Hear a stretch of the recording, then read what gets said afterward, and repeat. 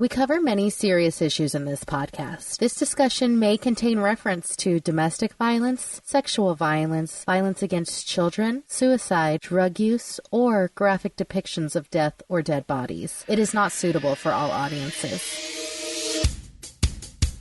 Tonight on Unsolved Mysteries Rewind, two friends get together to discuss episodes of their favorite television show, Unsolved Mysteries. Will they find answers? Will anyone care? You may be able to solve a mystery.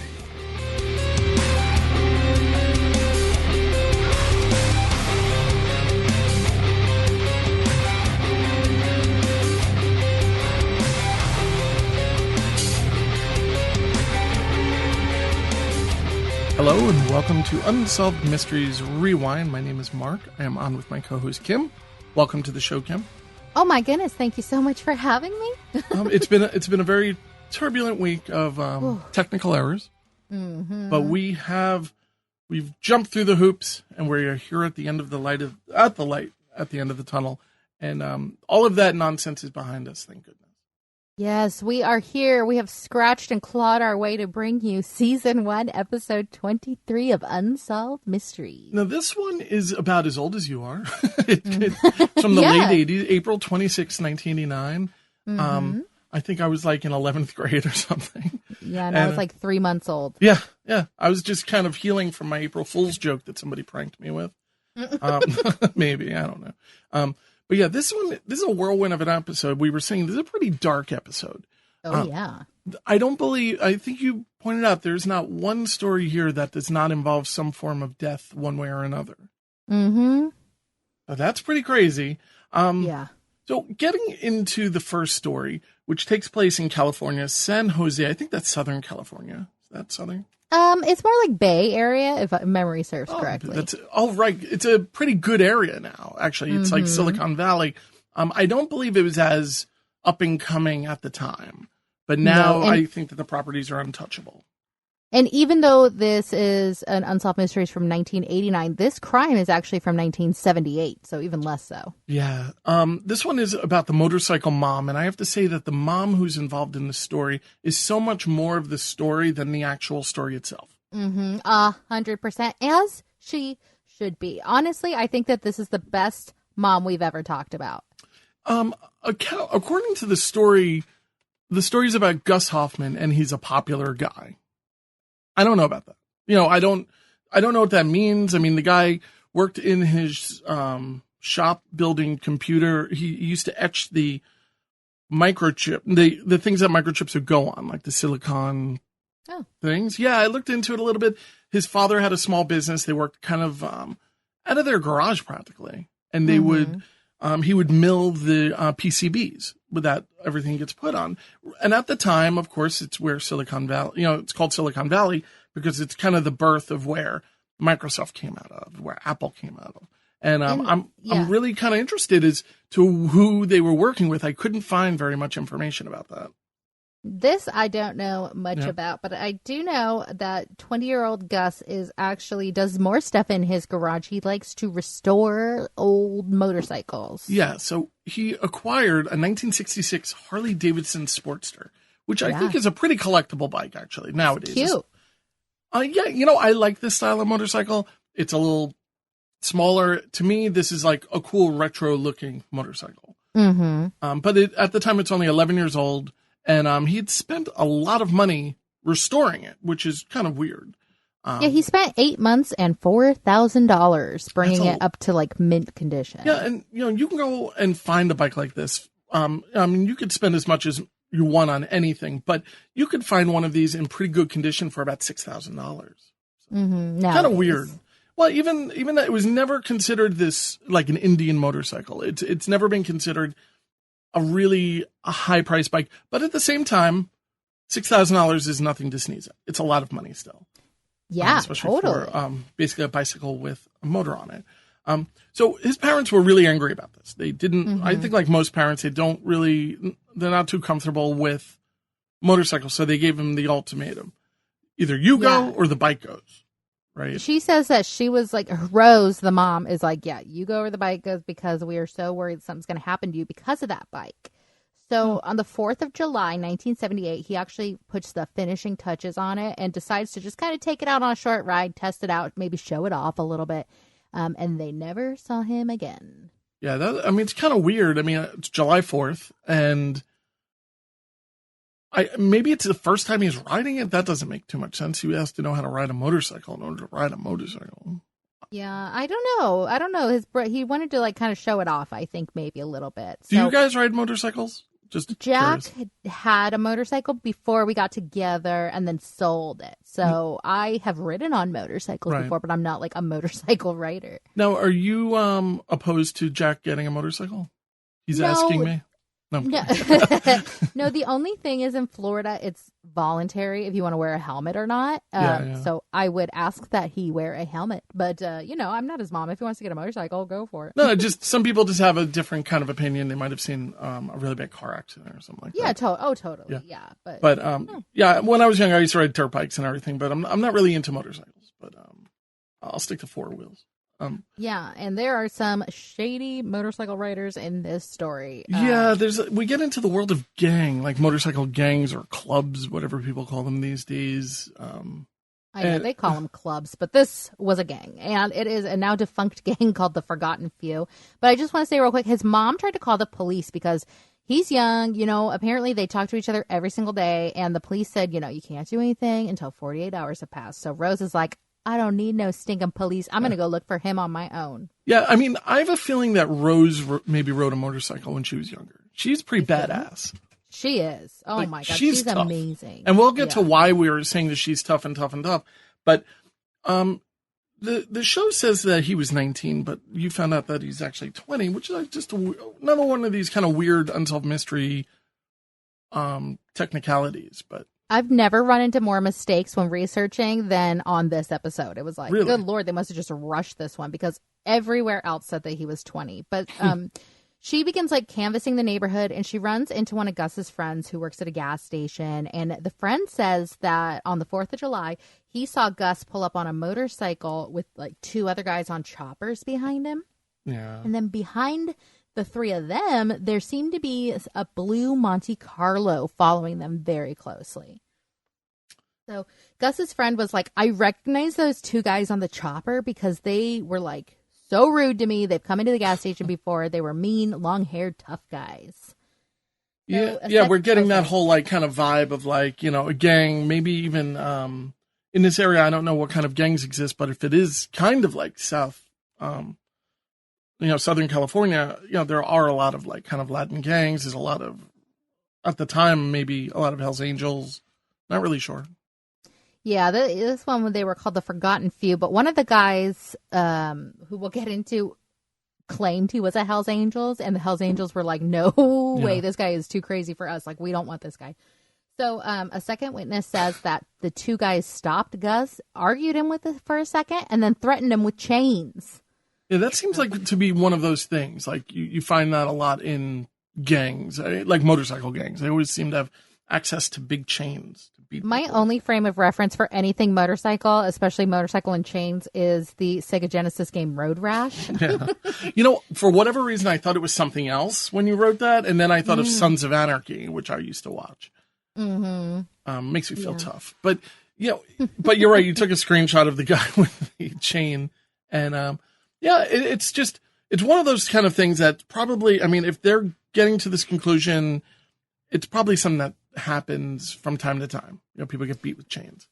Yeah, probably. So horrible. But Gus, our little Gus, 20-year-old, drives off, and the guys chase him, and the blue Monte Carlo followed. So the two witnesses ID one of the guys as Michael Hodges, and he's one of the members of the Forgotten Few. Now, the other guy was ID'd as Michael Sick Mike Stevenson. And he's the guy who Hells Angels were like, no, thank you, sir. We don't want any of your stuff over here. So we meet Sergeant Jeff Ouimet, who says that Michael Stevenson is one of the most violent people he's ever investigated. And a look into his past shows a whole lot of methamphetamine charges. So the police didn't have enough evidence to bring in the two Mikes, Michael Hodges and Michael Stevenson. So they just start kind of questioning everybody in the Mikes' world. And no one was willing to rat the guy out. So the police, once they realized that Michael Stevenson was involved, told Rose, like, you got to expect the worst because these guys are violent.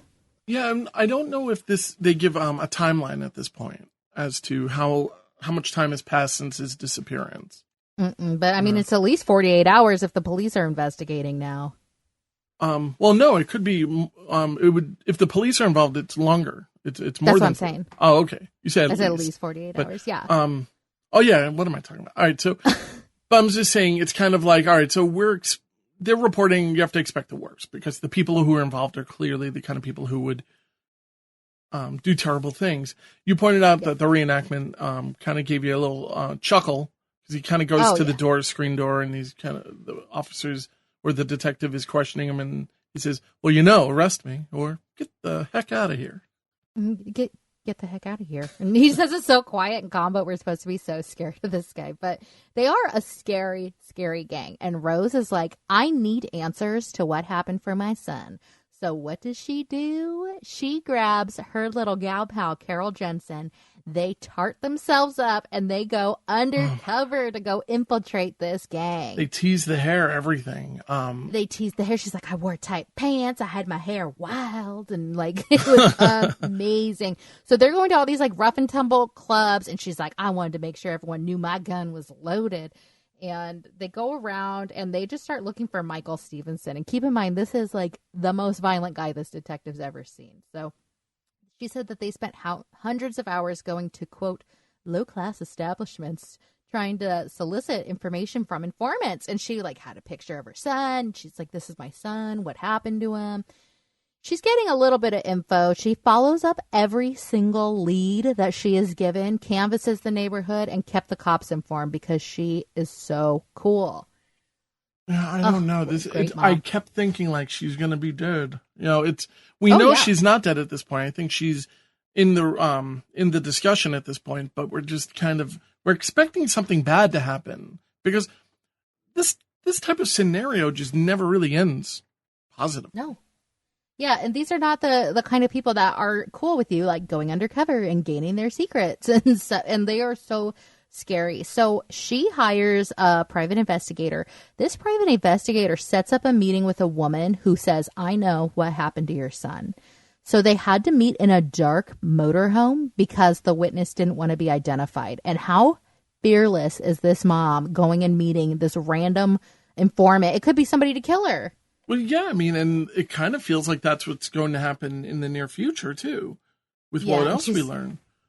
Definitely. And she's like, the informant who is publicly later identified, so I think we can give her info, as one of the suspect's ex-wives. Mm-hmm. So she says, like, I know what happened to your son. He was tortured for 3 to 5 days, and then he was killed. And Rose is like, please go to the police with this information. I need justice for my son. I'll pay you to go to the police. Like, please go. And she's like, I can't. I'm too scared. Michael Stevenson's going to kill me. He's crazy. We never get a motive for this, which I just think is probably the most disturbing aspect of this. I don't think there's a public motive anyway, aside from maybe they just wanted to steal this Harley and he got loud and they thought, if you want to get loud, we're in the mood, we're wasted, it's July 4th, Yeah. And I think the motive is just that they were methed out of their minds. Like, meth makes you do some messed up stuff. Yeah, it's really, I mean, of course, it's kind of, it's exactly the kind of people who would have been in that situation. They have a location for it. They have people who are going to help them do it. It's just a very, very tragic story. When a lot of the stories didn't kind of pan out for Rose, right?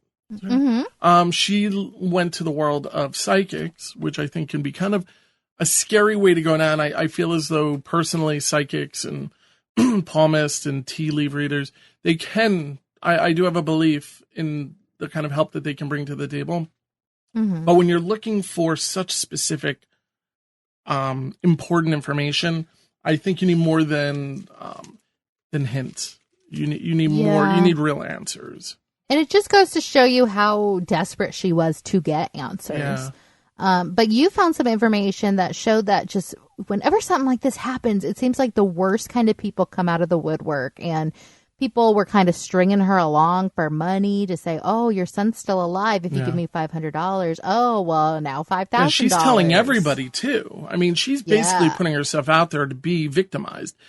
She has people working in her house in 1981, and she's probably telling the whole story.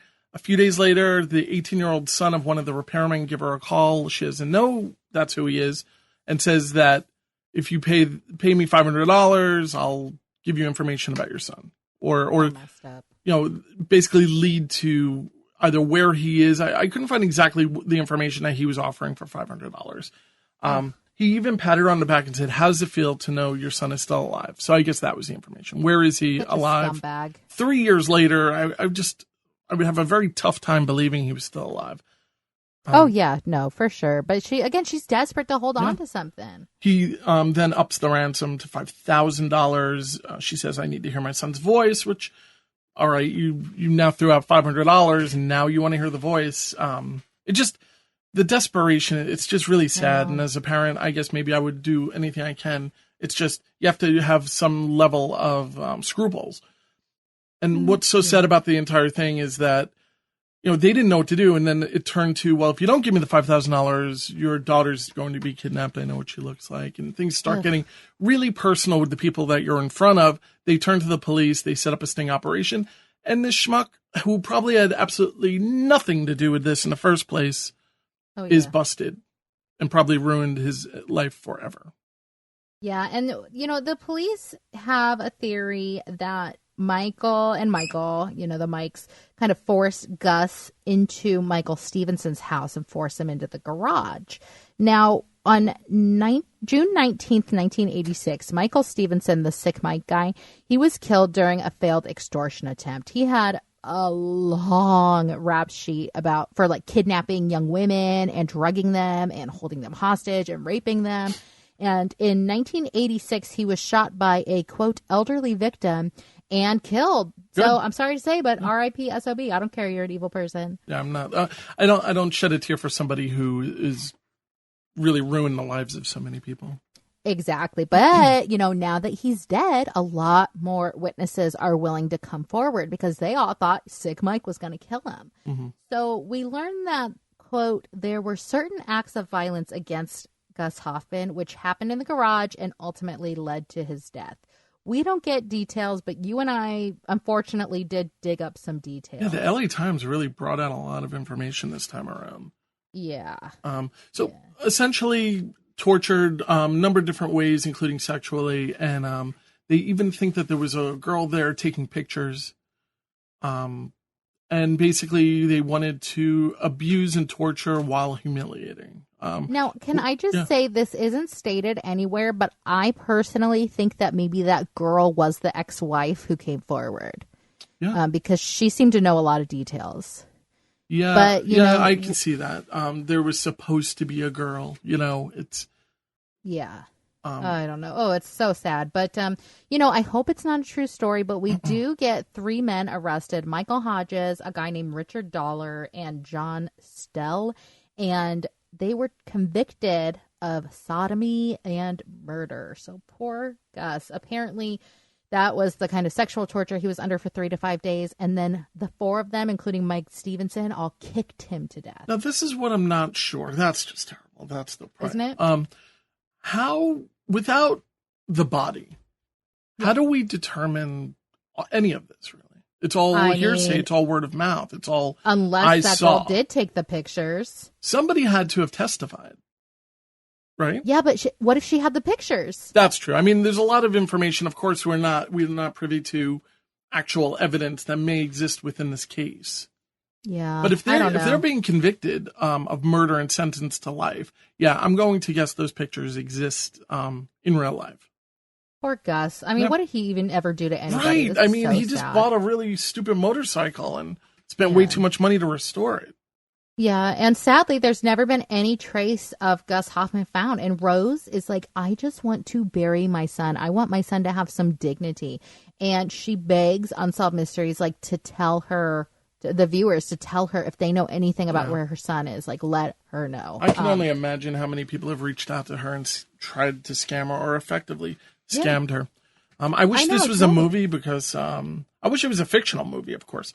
But I think that it would make for such a very it's such an amazing topic. And Rose has balls of steel for doing what she did. I love Rose so much. What a mother will do. Oh, my God. But I do want to just wrap this up. Hodges and Stell both died behind bars. Based on testimony of witnesses, investigators believe that Gus's body was dismembered in Michael Stevenson's garage and taken to an unknown location. And they believe that the bike was sold to a chop shop just to kind of unload it when they realized, oh, everybody's looking for this guy. So as of the time of this recording, Rose, the little baddie that she is still alive and kicking at 85 years old. And Richard Dollar, one of the guys, the only surviving member of this attack, is still serving time in California. You mean Dick Dollar? Yep, exactly. I would definitely go by Dick Dollar if I was him. But so we'll move on to the next story. It's a tough one because some of these are just like, I think I'm going to remember that story from time to time. You know, like it's one of those really kind of chilling tales. But so this is called Ready Teller Robbery. And this is an update. So as per usual, we're just going to breeze kind of through it because the other story is actually featured in full on season 1, episode 12. So when we cover that episode, we'll cover everything. Yeah. So this is somebody who went to an ATM and they feel as though that somebody saw him put in his ATM code. I wasn't really following the story so great. So if you want I got you. So June 8th, 1988, we have 22-year-old Matthew Chase goes to an ATM, and he is never seen from again. So the police pull the ATM footage, and they see a guy standing like right where your elbow would be when you're standing by an ATM, and they can kind of make out the guy's face a little bit. So they're like, nobody would willingly let a stranger stand that close to them at the ATM, implying maybe he had like a gun to his back or something like that would allow this guy to stand so close. So nobody can find Matthew, and the police think that Matthew was abducted by this guy. So they spend months searching for him in Los Angeles. And in September 17th of 1988, the remains of Matthew are found in a ravine in Pasadena. Now, all the way later in March of 1989, the LA coroner positively IDs the remains as belonging to Matthew Chase. So this is Matthew. And ATM guy is a main suspect. So the image is horrible. And we get like an artist rendering based off the ATM footage of what the guy would look like. And nobody can ID him. So we also learned that his 1983 red Volkswagen GTI was also stolen and that the killer may have been seen driving it. Now, the car got recovered, and in there was a blue bandana that's thought to belong to his killer. And the bandana has the letters ES, PBS, CL on it, which leads some to believe that the suspect is a member of the gang East Side Playboys and the Chicos Locos set. Yeah, I bet you they had like 5 of them made or something. Yeah, it's just crazy. Like, the car was completely wiped out of prints. There was nothing leading this guy, and then you're gonna leave your bandana. Like that seems really sloppy. Or it could be kind of a plant from another gang. You know, it's almost seems like that a little bit. I totally agree. It's so sloppy. So I just want to say there's this guy. We'll get to the update, but there's this guy on Facebook. His name is Michael W. I'm not going to give out his information without his permission. He was like instrumental, in my opinion, of keeping this case in the spotlight. He would call the police all the time, be like, where are the leads going with this? Where's this? He made a, Justice for Matthew Chase group. And it was discovered all the way in February of 2018 that the police have announced that they've closed this case. Wow. They believe that the killer was a gang member named David Bear Meza, and he just so happened to die within 48 hours of Matthew's disappearance, which, is so frustrating. His family will never get justice. But they brought in his girlfriend at the time, Meza's girlfriend at the time, and she ID'd him as the man in the pictures during a police interview. And apparently what the guy Michael W. thinks, and this is just his thing on Facebook, is that he went rogue with this killing or it was so sloppy that he was killed in retaliation. I feel like that is something that is a solution of a lot of different stories. Like somebody just like, I'll do it on my own. And then you screw up. You don't have the kind of backup that you normally would. And they need to put you down in a way. Yeah, so that was that story. But it just goes to show you some armchair detectives really get stuff done. Yeah. And I do want to just make fun of the surveillance footage because in 1985 we have this picture, right? And it looks just terrible. And I I went on YouTube and I looked for some current footage. And I found this picture, and this could be you. If you put on a red hat, I think this could be you. My God. I've never been more insulted in my life. Well, I mean, it's like I think you can barely tell that this is a female. I think this could be almost anybody, right? Mm-hmm. Don't be insulted. I know. I'm just you insult easy. You. So I'm just kidding. No, but do you know what I mean? Like, it's just like this could be anyone. This is just the footage is terrible, and that's from 2020. So 35 years apart, just as blurry as ever.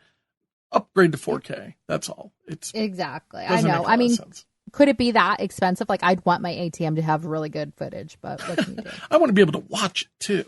Yeah, totally. Oh my God. Do you like selfies? Like, you got $40. No, so this brings us to a story that is very important to Long Island, and I'll be insulted if you say anything negative about Charles Lindbergh. I'm just kidding, of course.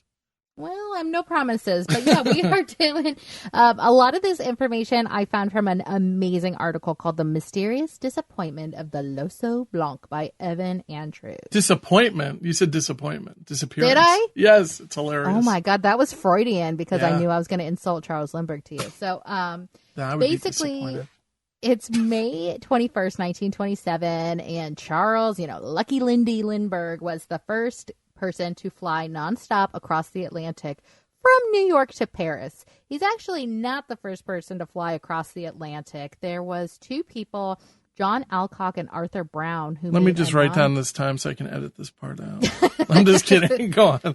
They made a nonstop transatlantic flight from Newfoundland to Ireland that same year. So I'm sorry, 8 years earlier.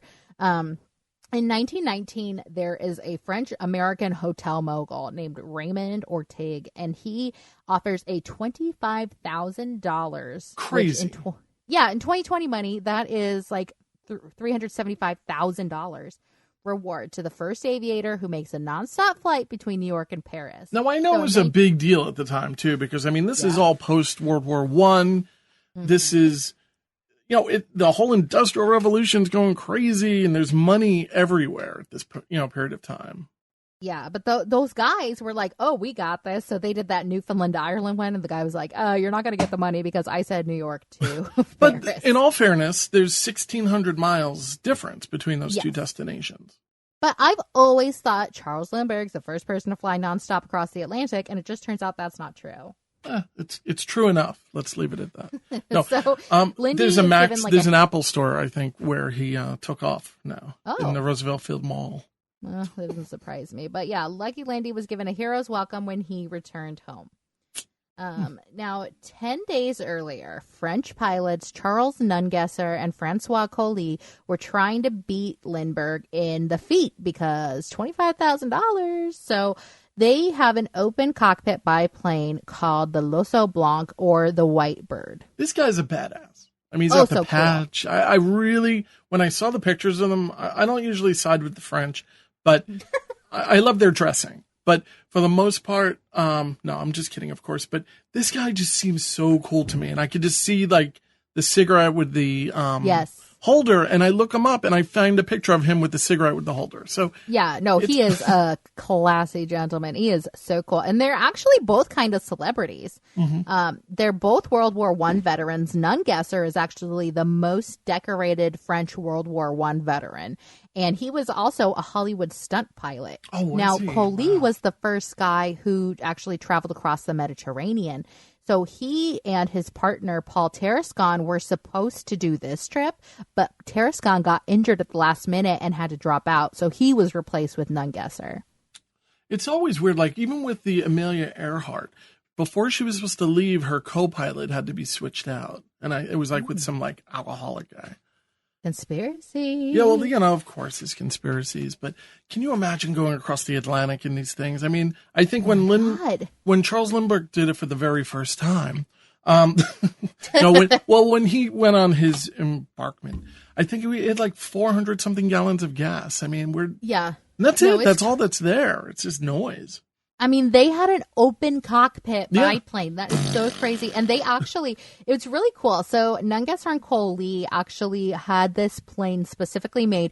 It would drop its landing gear as soon as they didn't need it anymore, as soon as they took off, just to lessen the weight.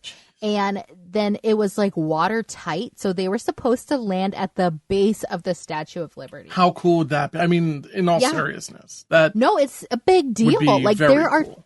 Thousands of people that turn out on the Statue of Liberty because they're like, Nungesser and Cole Lee, they're going to do it. They're going to do it. And it's French and French, too, because, the statue came from France. And exactly. It's just a total really crazy thing. Sorry.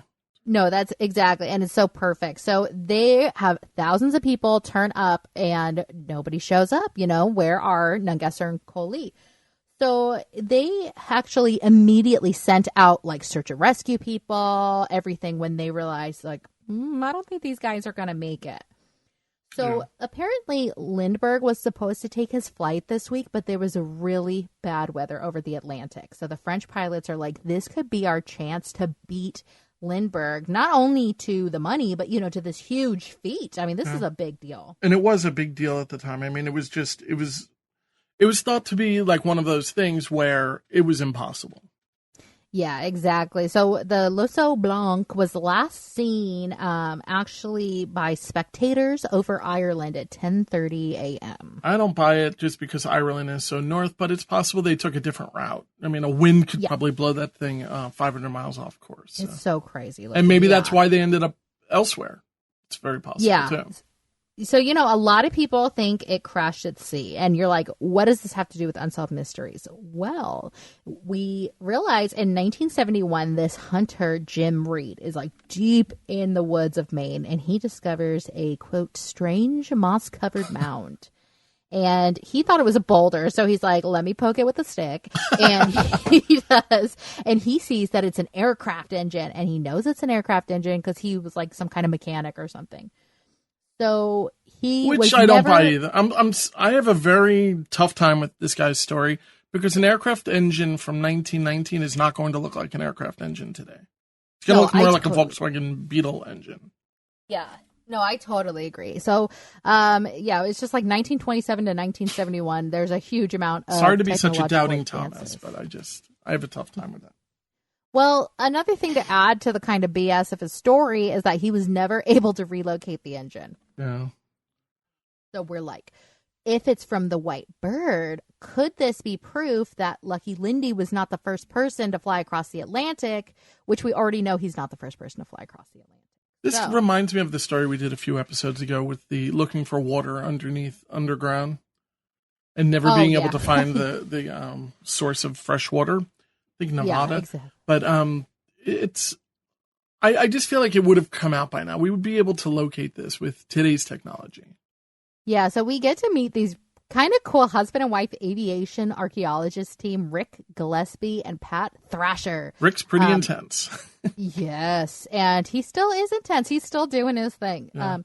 So they've given up their jobs to dedicate their lives to finding out what happened to the White Bird. So we learned that most of the aircraft was made out of this wooden cloth, which would have disintegrated by now. So there's no use even looking for that. Yeah. Now, I did find something that in 1927, there were reports of white plane wreckage washing up in New York.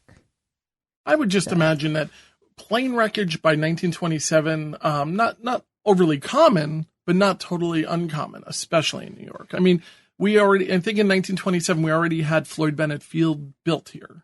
Yeah. So, I mean, it's Floyd Bennett Field is like in Brooklyn, right on the water. And I have to look into that, but I'm pretty sure it was already active at this point. I would just imagine that planes were constantly crashing. I agree with you as far as, like you said, especially in New York, but we have a lot of people who say that when Coley and Nungesser were making this trip that they're in like rural Maine, and that they heard an airplane, and they know they heard an airplane because they were like, what is this thing? I've never seen this before. Like, what? It's the first airplane they've ever seen. Oh, sure. And I'm sure it's loud as hell. Oh my God. Yeah, I can imagine. And so there's like 15 people in Maine that are willing to co-sign that they saw this plane fly over Maine. Now that is the story of the White Bird. Rick and Pat focus on like these old people from Maine. Mm-hmm. But it's interesting about Rick. Rick he discovered this information about Amelia Earhart that is called like the Taiga Research Company, about like flights, whatever. I don't know. And there's so many weird roads you can go down with Amelia Earhart, though. Yeah, but remember that like windshield was found on the island, and there was like small fires and bones and stuff like that. I guess he was the one to discover that. Okay.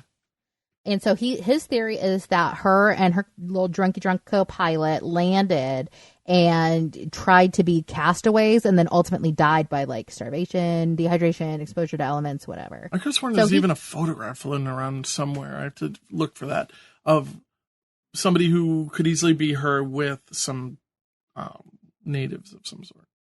Oh, that could be fake. I have to look. Yeah, I've never heard about that, but so he has a book called Finding Amelia that actually is pretty recent, and you could still find on Amazon.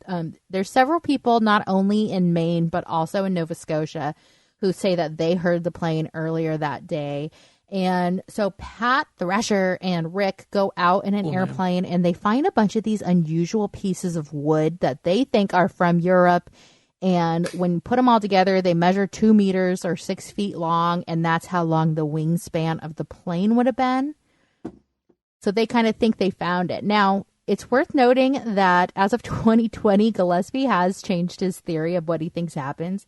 He thinks that the plane crashed in Newfoundland because he found a piece of metal in a pond in Newfoundland that matched the color of the plane, but it could not be positively ID'd. Yeah, I mean, at this point, we're talking literally 100 years later, and we're talking about, these things are created to be lightweight and kind of probably overly flammable. Oh, yeah. So, yeah, I mean, I'm not saying that any of these theories are silly. It's just I think that it would take a lot more evidence to convince me, like if they found that engine, Mm-hmm. That would be really amazing. And they even like went up in an airplane and were trying to like echolocate it basically, and they couldn't find it. So I'm not sure whatever happened to that. Imagine that conversation. You're up there, maybe in a helicopter or something like that. No, it's right about there. Yeah, exactly. Are you sure? Maybe over there. Exactly. And they're fighting, they're bickering because they're husband and wife. And the guy says over and over again, it was a mound. It's like, it's just like a boulder covered in moss. It's like, well, we're in the wilderness, so. Yeah. Well, you know what? If it's out there, eventually it'll show, or not. It's. I just feel like it's metal, and we would be able to kind of locate that on some level. But yeah, but I will say Nungesser and Coley, badass dudes, love them. There is a airfield where Lindy landed that Coley and Nungesser departed from, and there's a monument that still stands today that says, quote, in honor of those who tried and of the one who succeeded. Yeah, well, there's a plaque in Roosevelt Field near the Apple store where if you take a picture of it, you can actually see Cardi B in the background. God. No, well, it's just a cutout of her from like the Gap or something like that. They're advertising. But that's the way we put tributes out there for people on Long Island. No, but we actually do have an aviation museum around where I had something to do with his planes and everything. And I think they might even have one of his originals. So, but anyway, we do have a lot of respect, but yeah, it's a very controversial thing with Lindbergh. And of course, Lindbergh would, if you have an interest in this type of thing, of course, look into the Lindbergh baby, which becomes a whole other rabbit hole and topic that's fascinating to read about. I was shocked that there wasn't a Lindbergh baby Unsolved Mysteries. I looked for it today. It's not a thing. That is shocking. It's so right up its alley, right? By the way, today you can fly to Paris, probably on a 747, for a little over $400 one way. Oh, road trip. Yeah, I mean, you could probably still smoke inside. It's no in these days. But so this brings us to a very, very scary and violent poison death. Oof. Yeah, and almost all of this information came from D Magazine, which I think is like Dallas Magazine. It's called The Wax Museum Murder Mystery by Glenna Whitley. It was actually written in 1989. It's so thorough. Yeah. So October 1989, we're in Texas, Arlington, Texas. And it is like the funeral of 43-year-old Patsy Bolton Wright. She died very suddenly, and we have her daughter Leslie talking to Unsolved Mysteries about losing her mom. Yeah, it's kind of, she seems like she's really still emotional. I mean, of course she's still emotional about it, but yeah. I think, the camera's there, and she might even be caught up in the moment of being, just dealing with this, what she had to deal with again in front of the cameras. And this is still when Unsolved Mysteries was like, we want you to reenact it for us. So she has to go reshoot a bunch of scenes of like inside her mom's funeral and everybody hugging her. So I'm sure it's a very emotional experience. We also get to meet Sister Sally Horning. Now, 8 days after the memorial service, Unsolved Mysteries incorrectly says that's when the autopsy was performed, but that's not true. 8 days is way too long. It's actually when the autopsy specimens were tested. So they put blood into a mass spectrometer, also known as a gas chromatograph, if you watch Forensic Files. They put it in. It's like a big computer with a lot of lights. Exactly. And it checks for 56,000 different foreign substances in her blood That blew me samples. away. Yeah. The fact that technology existed. At the same time, we have ATM footage that looks like it was shot on duct tape, so yeah, it's a strange world where some things are so advanced and other things are just not. But 56,000 different foreign substances are tested, and that blew me away. It was a crazy amount, but I have to tell you, we are dealing with some old money in Texas. Like, I don't doubt that they're going to have some better technology. Yeah, I agree with you, yes. So it shows a huge spike in the poison strychnine. Robert Stack tells us that this is a very cruel way to die. And one of the most disturbing things I've ever researched is, how do you die through strychnine poisoning? This scared me a little bit. You told me about this about a week ago when you lost internet. And I was like, I hope she's okay. Oh, that's sweet. No, but you told me about it, and I was like, it really stuck with me a little bit. Yeah, oh, me too. So this please, is like please tell me what you told me. So I'm going to. This is within 15 minutes of ingestion, victims experience severe muscular twitching, which is followed by a sensation of suffocation and a sudden onset of massive convulsions. The head and feet are bent backwards in tectonic spasms.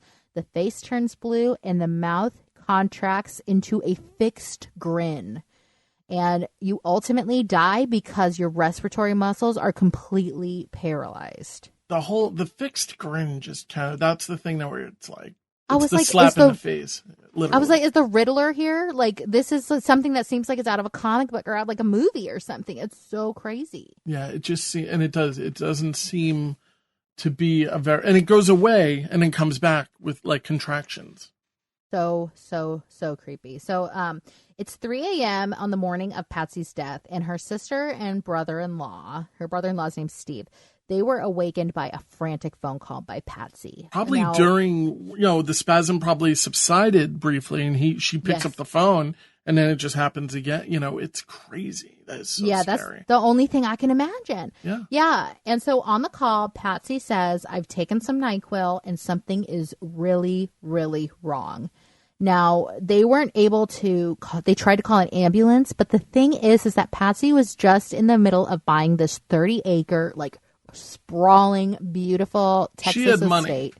Yeah. Oh, yeah, these people both, all these people come from so much money. Let me ask you, did they say NyQuil, the brand? I don't think they did, right? Not on Unsolved Mysteries, but in the article I read, it was NyQuil. So, she is actually renting a house while the paperwork goes through until her like brand new 30-acre her mansion. Sprawling, opulent, beautiful place is done. Exactly. So Sally, the sister, calls the police, and the police are like, where do you need the ambulance sent? She's like, I don't know, because she doesn't know her sister's temporary housing address. So Sally and Steve are like, we got to go. They run over, they try to get in, and Sally would later recall that where Patsy had earlier told her that she kept a spare key was empty. The key was gone.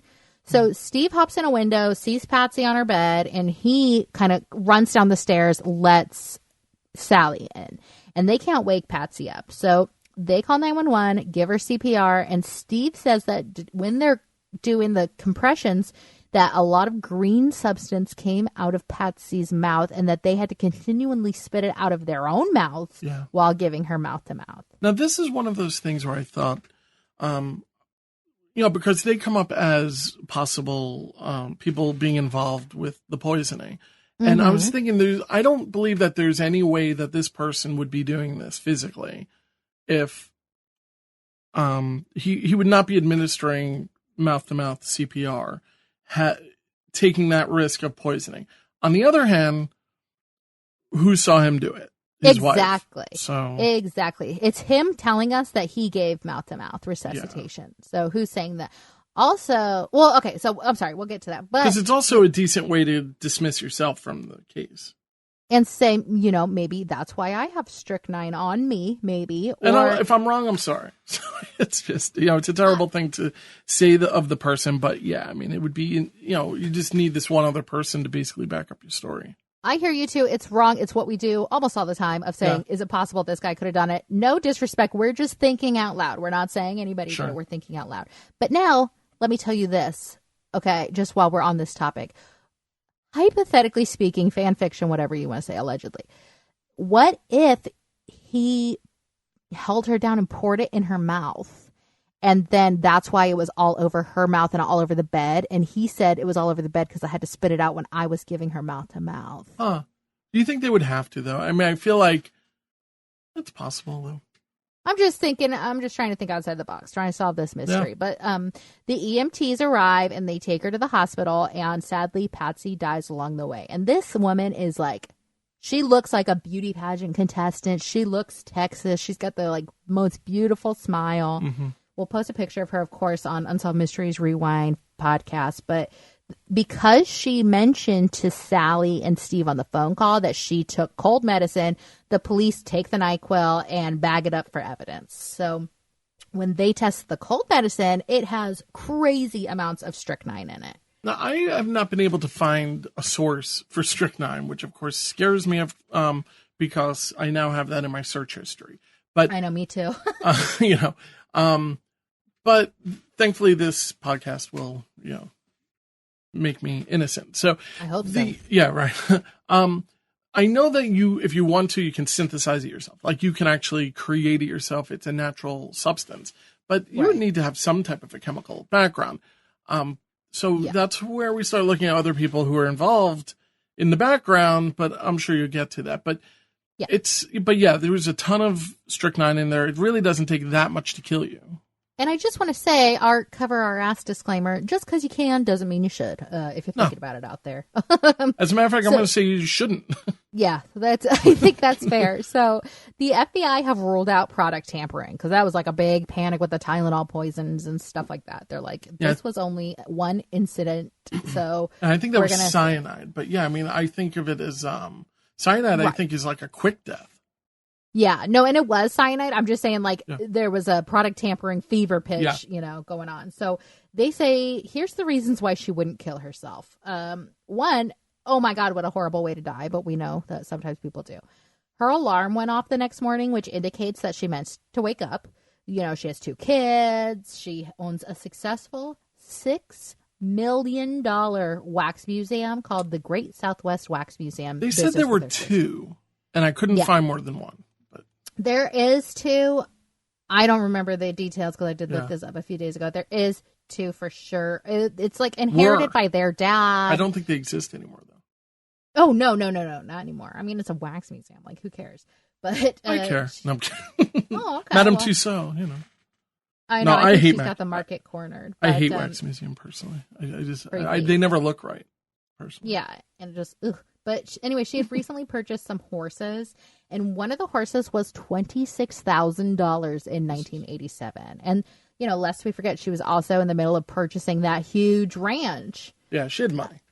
Yeah. Oh, yeah. So they test the strychnine in the bottle of NyQuil, and they realized that it was enough to kill 8 to 9 people.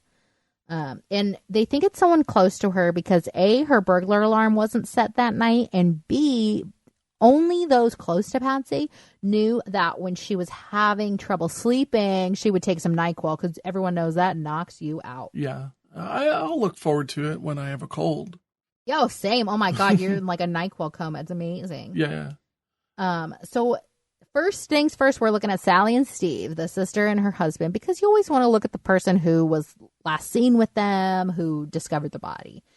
Now, the reasons why they're suspects, Sally only has to gain by her business partner, her sister, being gone. They were the last ones to see her. They had a reason for their prints and maybe traces of strychnine to be there. Steve says, oh, Patsy, I loved my sister-in-law. Like, we got along fine. But Patsy called Steve plastic and, quote, a phony, and said on the day before her death, quote, I don't want Steve horning anywhere around me. Steve had allegedly squandered Sally, his wife's inheritance, and they were both pretty broke. And in fact, they were both arrested on a couple counts of passing bad checks back in 1970. But at the same time, this is her first call, right? Right, exactly. If you believe that story. Yeah, that's where it gets like kind of strange. Like, it's like, well, you're going through these spasms, yet these are the first people you're reaching out to.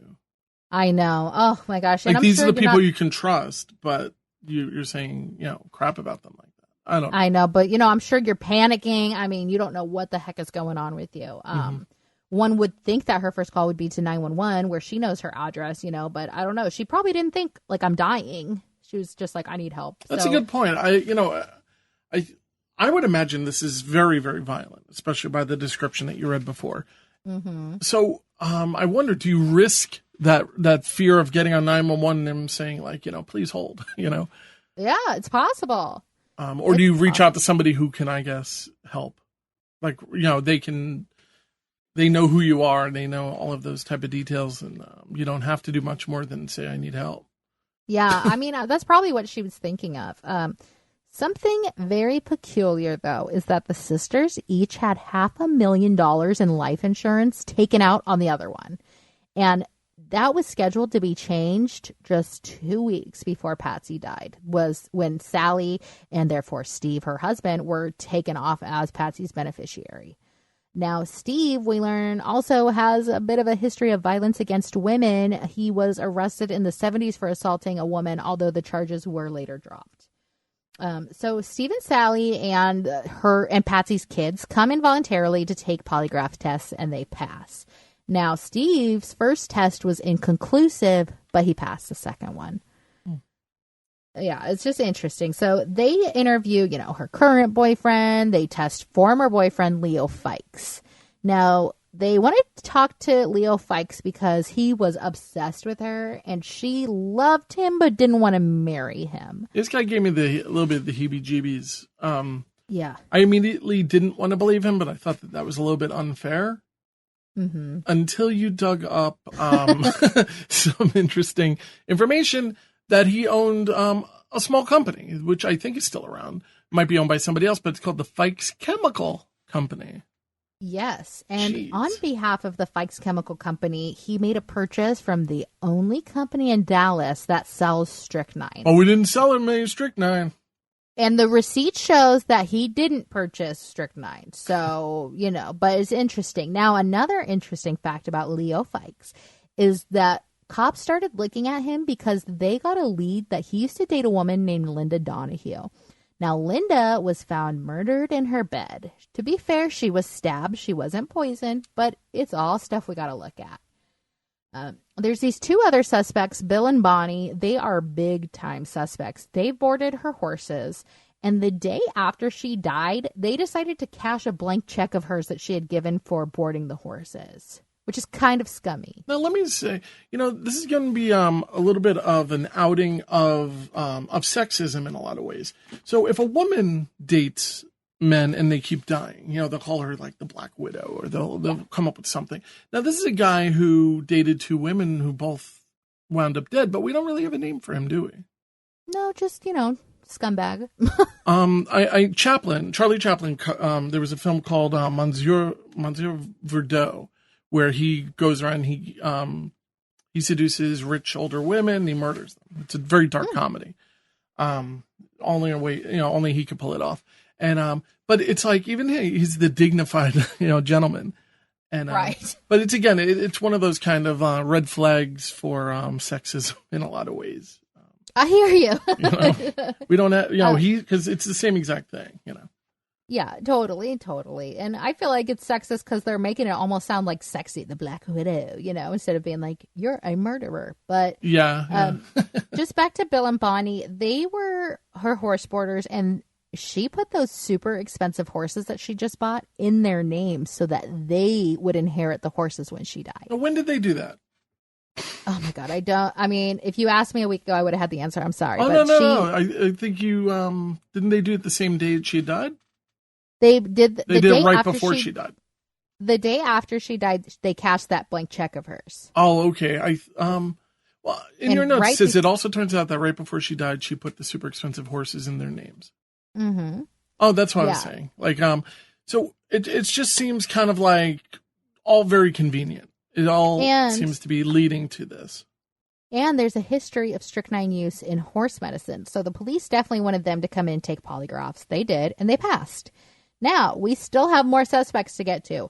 Her ex-husband, Robert Bob William Cox, he was also investigated because they were separated and she had to get a restraining order out against him because he would harass her and stalk her. So he, as luck would have it, also had a wax museum in this same area. And she was going to be testifying against him for a suspicious arson case. Now, in 1983, there was this fire allegedly that ripped through his wax museum, and he said that it damaged all these pieces, and he filed a $400,000 claim with his insurance company.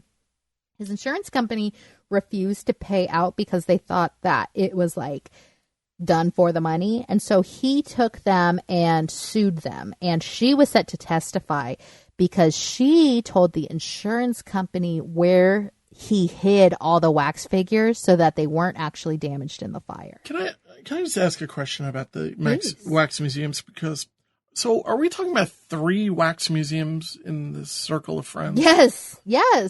That is bizarre to me. Yeah, no, same.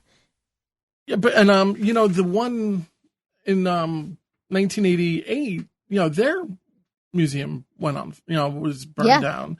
And I'm not sure if there was arson. But what are the odds of a wax museum catching on fire? That one and this one, and it's death, crazy. And the ownership, and there's so much shadiness going on. Yeah, who knew the wax industry was so cutthroat? Like, it's crazy and so plentiful. But Bob had actually called her and told her, like, you need to change your story because you're getting ready to sell me down the river. So he refused to take a polygraph test about her death. And her death just so happened to occur 10 days before the trial for the arson was set to begin. Nothing to see here. Yeah. And, he won the suit. He actually was awarded $1.3 million against there. So we get to talk to Unsolved Mysteries again. They tell us that on the night of Patsy's death, there were 2 empty dinner plates, like at the foot of the bed, which meant, she must have had like a gentleman caller. Yeah. Oh, jinx. You did say that. Wow, that's yeah. So this isn't true, actually. The police and firemen say there were no dinner plates at all. The only person who says there were dinner plates is Steve, the brother-in-law, which to police make him look even more like a suspect because it sounds like he's trying to kind of throw a red herring out there. So daughter Leslie receives a phone call the day after her mom dies. And this is so messed up. So the person on the other end's like, hey, can I talk to Patsy? And Leslie's like, I'm so sorry. Like, my mama died. And she goes, good. I wanted her dead. And hung up the phone. Who the hell says this? Okay, so it's either just a jerk, prankster, horrible person, just like we learned, with Rose, that people will be jerks. Or it could possibly be Kitty Cox, who was married to Bob Cox when Bob and Patsy started dating. Kitty Cox. I know. I love it. I can picture her like having like a fur-lined negligee. Like, I just love her. So, I picture her being 94 years old and this little old lady named Kitty Cox. Oh my God, I love it. Yeah. Either way, I want to be her friend, unless she calls children of deceased women and harasses them. So Yes. the police keep saying, like, we need to catch him. We need to catch this guy. But it is a proven fact that women are 7 times more likely to use poison as a method of execution than men are. Now, the last little weird, just food for thought here. In the 1980s, a 26-year-old woman named Lori Williams worked as a receptionist for the Great Southwest Wax Museum. That's the one that Patsy and Sally own. Yeah. One day, she just doubles over in pain, and she had to get taken to the hospital.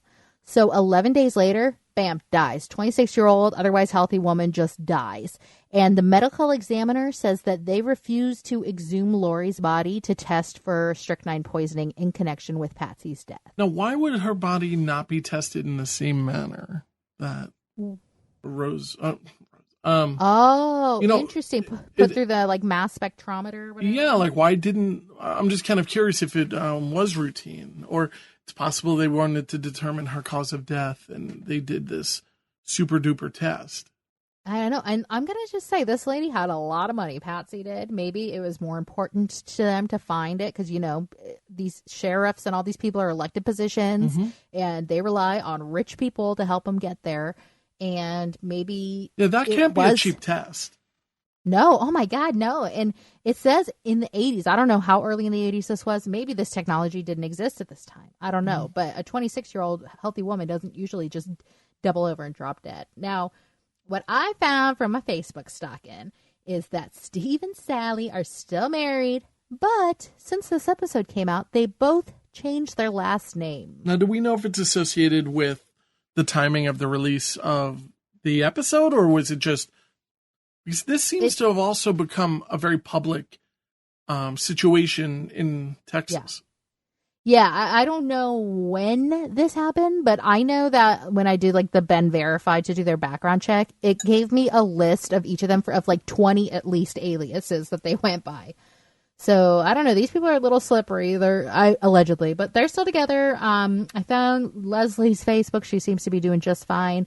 Oddly enough, you can friend Patsy Bolton Wright, our victim in this story, on Facebook. Somebody posthumously made a Facebook for her. And it's funny. Well, not funny. It's interesting you mentioned Ben Verify. I do just want to point out to the people who listen that, we subscribe to all of these different services so that we can do these kind of deep dives and research and all of these things that a lot of people, we have to pay for that access. So I'm just throwing it out there that I hope that people are enjoying it. Oh, that was a little scary. Yeah, I didn't know where that was going, but I like it. But I think it's just such a worthy thing. Yeah, I think what Mark's saying is, kick us that 5-star review because we're spending some money on this stuff. Yeah. You know what? And we're going to give you a tinfoil hat in the event of you give us a review. Yeah, and this is not a joke. We have a bunch of them, and we are just waiting for your reviews to send them out to you. But anyway, let's talk about some Nazis.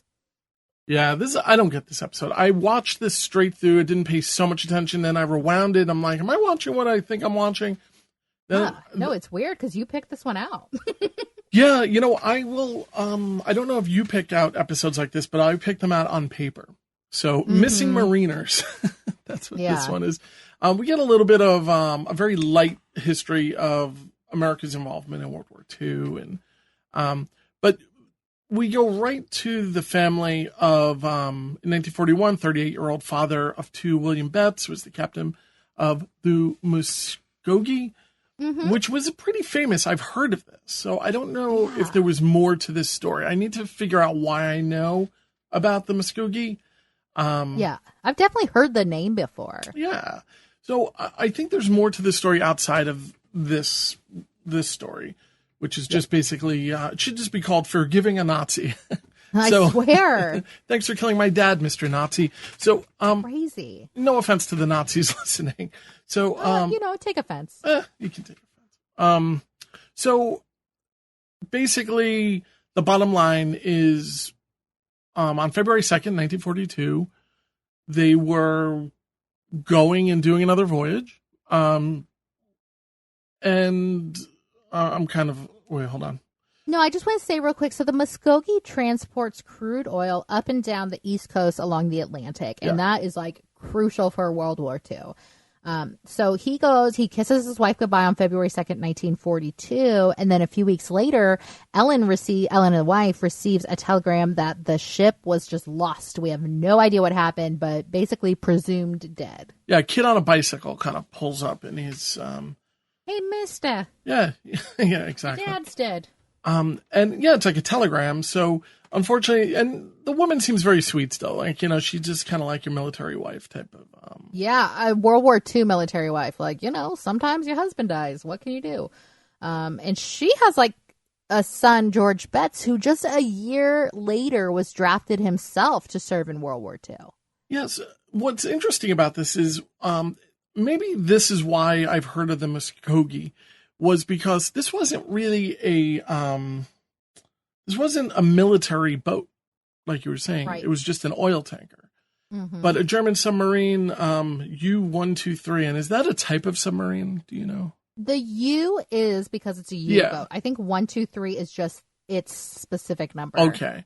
But essentially, they sank the boat. And this is what kind of got strange. They took a photograph of the people who had lived from the boat. Maybe, what were there, like 9 people? There were 7 people on this boat. But what's so weird, okay, so George goes, he serves his country, whatever. He comes back. One day in 1955, a friend at work shows him this cool new book about German submarines called Sea Wolves, which you can buy on Amazon. And in this book, that's where we learned that the Muskogee was sank by the U-123. So he drives home to his mom's house to say, like, oh my God, I think I just learned what happened to Dad. Like, wasn't this Dad's boat? Mm-hmm. And they find in there that picture of 7 guys from the Muskogee on a lifeboat. And they are the only survivors of the attack. It was like a torpedo attack, the U-123 to the Muskogee. And the people on the U-123 took the picture. And they say that they just like handed out cigarettes and water and stuff to the guys and just sent them on their way on a lifeboat. Which I have a hard time believing, I guess. I do too. It sounds like such BS. No, why would you just let 7 of them go after you just torpedoed this whole thing and give them cigarettes? I mean, you take them as prisoners of war. I mean, that's what I would think. But at least I think that's what the Americans would do. Yeah. They were more brutal. Is that possible? But George does not see his father on the boat. His father being the captain of the boat, more than likely went down with the boat. Yeah, I could not be the captain, Kim. I would not be able to be. So there's 39 missing mariners from the SS Muskogee. And this story kind of takes a turn into who are these 7 guys that are on the lifeboat. Yeah. We know that they never made it to any other destination, so that they were likely lost at sea or, as you said, killed or taken as prisoners of war. That's what I mean, granted that those guys would have seen if people were taken onto the boat. It's just, I don't know. There's something about the whole story that I've never, ever, have you ever heard of anything like that? Where it's kind of, no. You sank a boat and it's like, hey guys, here's some MREs and cigarettes or something. I've never heard anything from this story before. It is so crazy. Yeah. So George is like, the only way that I can become close to my father, who died when I was like, 17 years old, is to study this attack. So he goes, and in the 1979, he contacts like the National Archives in Washington, D.C., and they give him a bunch of microfilm, and he learns, because they're all German war records, he sees a captain's log of the U-123, and he says it's all in German. He can't read it, but he sees that the captain is Captain Reinhard Hartigan. He commanded it. Reinhard Hartigan. And he sank 23 Allied ships. And this guy was personally congratulated by Hitler. There's photographic evidence of this. Yeah, we see it on Unsolved Mysteries. This guy lived up until June 9th, 2018. At 105 years old. So, yeah, I mean, here's the thing. This is where I get a little conflicted is, now, I don't know what this guy's personal beliefs are, of course. Not every Nazi is a Hitler. So, but at the same time, this was somebody who was a Nazi hero, had the Third Reich not collapsed. This guy would have been like an admiral of some sort. So I'm really conflicted when George goes and hangs out with him and wants to hear the whole story about how Reinhardt Killed his dad. Yeah, we ordered the sinking of the ship, which led to his father's underwater demise.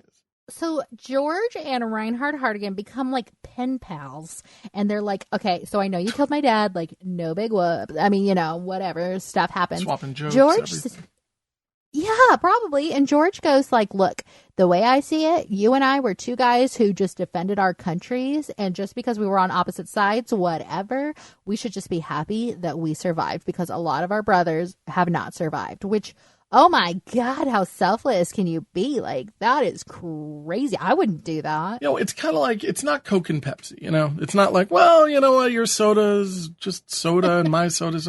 No, this is the Third Reich. This is... I don't know. I have a hard time separating the two, but I understand it. You know what? They're better people than I am, maybe. And the fact that they did get together is a meeting that realistically should not have happened. According to the math of it. It's just the fact that it did happen really kind of is a very special thing. And Reinhardt's the guy who told us, like, oh, we sent them on their way after giving them cigarettes and water. So maybe he didn't want to say, oh, yeah, no, we killed all 7 of them on Unsolved Mysteries. Right after I took this picture, we just kind of, blew them all away. It's really not, but they didn't.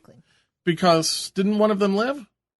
Well, no. Oh, no. I'm sorry. Forget it. No, they definitely didn't live. But George's whole mission now, George Betts, is he's like, I'm going to identify the people on the Muskogee or like their families, which and is let awesome. them know what happened. Yeah. Amazing, because I never got to know what happened to my dad until, 30 years later, and I don't want other families going through the same thing. Mm-hmm. So we get to see him chatting with the family of 26-year-old radio operator who died on the Muskogee, Clifford Chesley, and they're all old, as I'm sure you can imagine. They're like, oh, we never knew what happened to him, and we're just happy to know that even though he's dead, like, at least we have closure. And this is very important. I think you are in the same camp as me when I say how important it is to get these kind of reactions and have this kind of closure.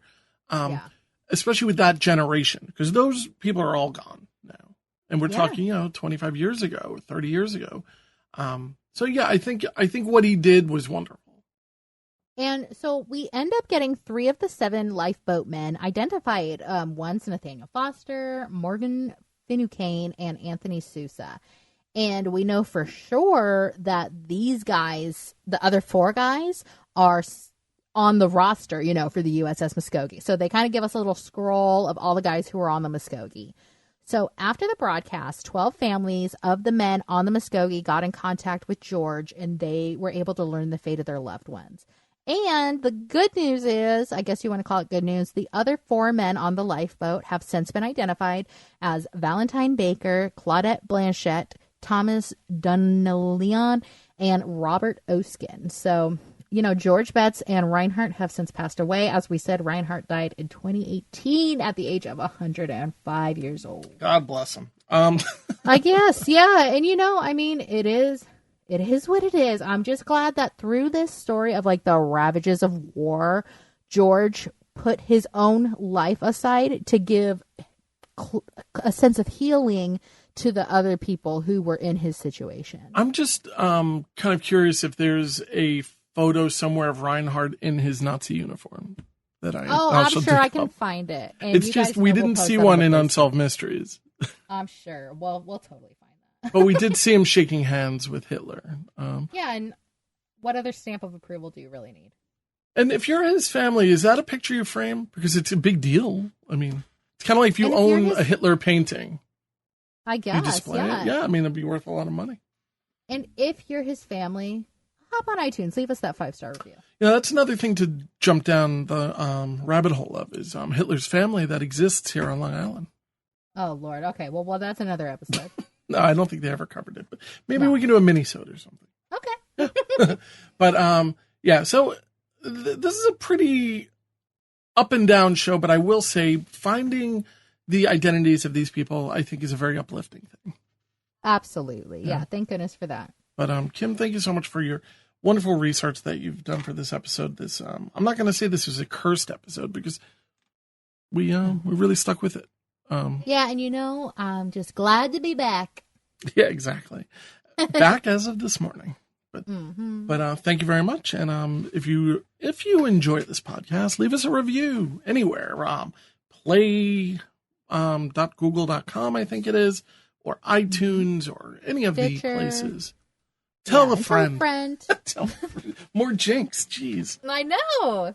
Yeah, but you'll hear more from us. We have a lot of stuff that we're planning for the coming months, and hopefully you're enjoying this little journey of Unsolved Mysteries Rewind.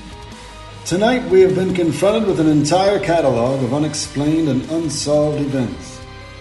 Tune in next time as Unsolved Mysteries Rewind discusses another collection of unsolved mysteries.